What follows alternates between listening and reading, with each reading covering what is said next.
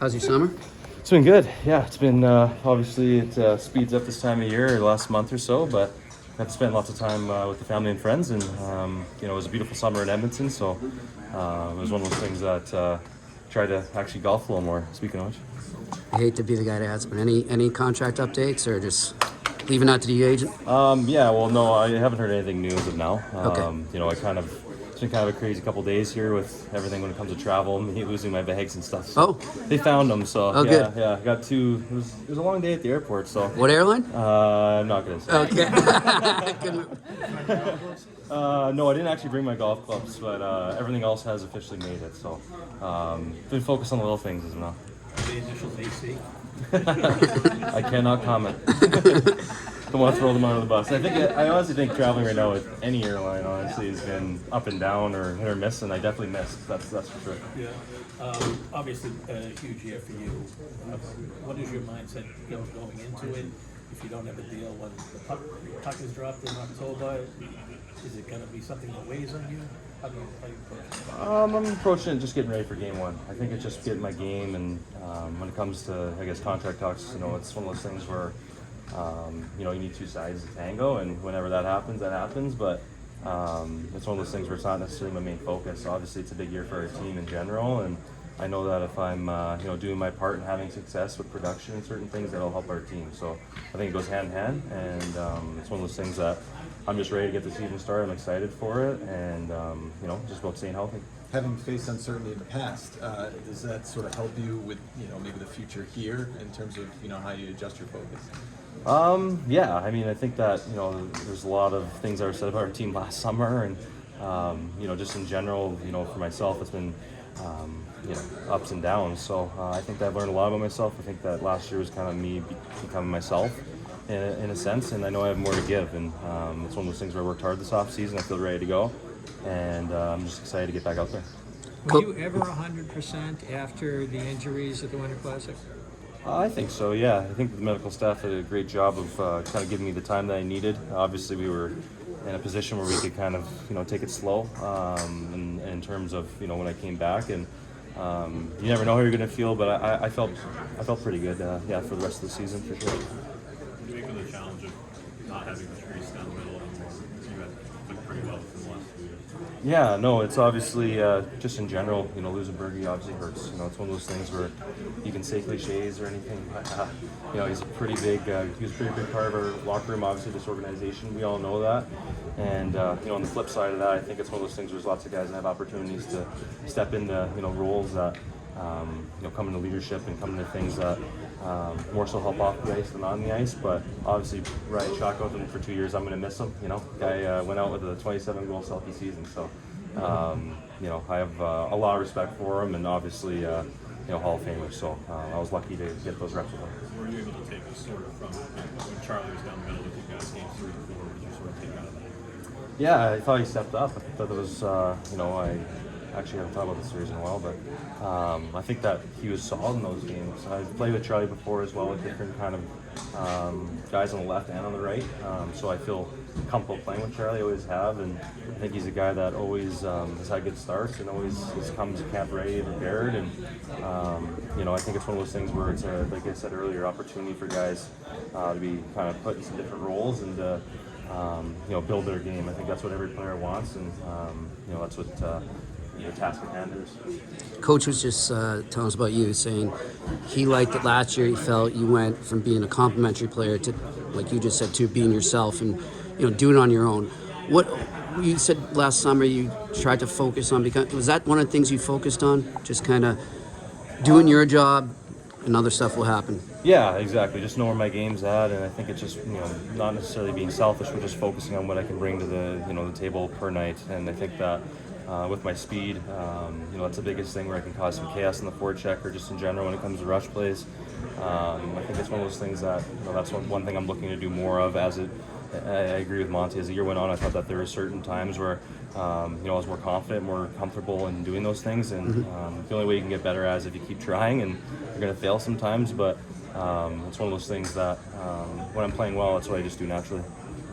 You've been around a lot of leaders through your time. What goes into making a good captain? A lot of things. I think that I think it's pretty much the same mold as a Z or a Bergie. I think they're different in certain ways, but someone that can obviously unite a team and someone that can kind of have everyone's back. And I think the biggest thing is leading by example. When it comes to not just on the ice, but off the ice. I think that's the biggest thing. Is kind of the culture here in Boston is always. I mean, ever since I've been here, has been pretty amazing. So I think that's the biggest thing that I noticed when I first came. It felt like I was in the NHL. And it was one of those things that you want to keep growing, especially as things kind of move. Do you feel more comfortable yourself being a leader in the dressing room and speaking up? Or? I think so. Yeah, I think I don't have a problem speaking up, but it's just about what I say, I guess. Maybe not. I think that there's a time and a place for certain things, and obviously you mature as you get older, just in general. And I feel like there's been a lot of things that have happened in my life, and I've been here for 6 years now. It feels like I'm kind of one of the guys that've been here the longest. So, especially when there's new, players and stuff, it's the first time I'm kind of starting to feel a little older when rookie camp was coming around. So, I think that I can bring a lot. I think I can bring energy, and like I was just kind of saying earlier, off ice and different things, just staying consistent in who you are, and I think that there's an opportunity there for sure. What do you know of Milan Lucic on and off the ice? I met him once actually when he was playing for Edmonton for dinner, because Pasta is good friends with him. But really funny guy. From that short time that I had with him, he was obviously a big, intimidating guy. I didn't know if he wanted to hurt me originally or not, but no, he's a super nice guy. And talked to him a little bit at the rink a couple days ago, and just really nice, Western League guy. It's nice to have some of those guys still around for me, and me and Carlo. But we were joking about that. But no, he's obviously, I know he's really excited to be back here, and I think the fans are too. Jake, what did Patrice do to make you a better player on the ice? I think a lot of things. It's kind of hard to nail one down, but probably the biggest thing on the ice that I remember the most was, I don't even really know the word, but just the intensity. I think it was just the intensity of how competitive he really was, and when it came to certain things like draws and the preparation of set plays and different things with him and Marsh were something that I just never seen before. And I think the biggest thing with him is that he always stayed true to himself, and he always was pretty calm. But I think the biggest thing that I learned is just his intensity. I knew it playing with him for a couple of years, of playing on the same line as him. If I didn't win a face-off, that was 50-50. I felt it. How did he help you express the most out of your offensive game? I think him and Marsh both kind of. I think the biggest thing was they just let me play my game. They kind of told me what to do when I first got there.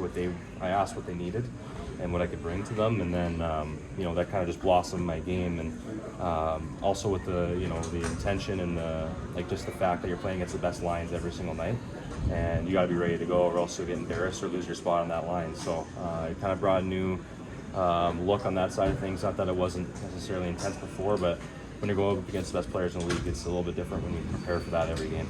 I'm getting old, so my memory's going, but I kind of recall when you, after the trade with Crest and all that, did you talk about maybe when he just came to you and said, nothing's changed with us, just go out and be yourself? No, I do. I remember it because it kind of happened right Okay. after, and I think that's one thing that really helped me. I think that was one thing that I can't give him enough credit for, is he had my back, and I'm very thankful for that. Obviously, to still be here, I'm grateful, and then later on in the year we ended up playing together. So I just want to do anything I could to help out the team, and it's one of those things that I can't say enough about how good of a guy he was, especially to me. He helped me in more ways than one, that's for sure. Brad's now the longest tenured guy on the team now. What kind of stands out about the way he kind of carries himself on and off the ice? Yeah, I think just his work ethic's probably the biggest thing. I think that obviously, we all see it on the ice. He's a little ball of hate, right? So, he's one of those guys though that outworks people, and he's got the skill to match.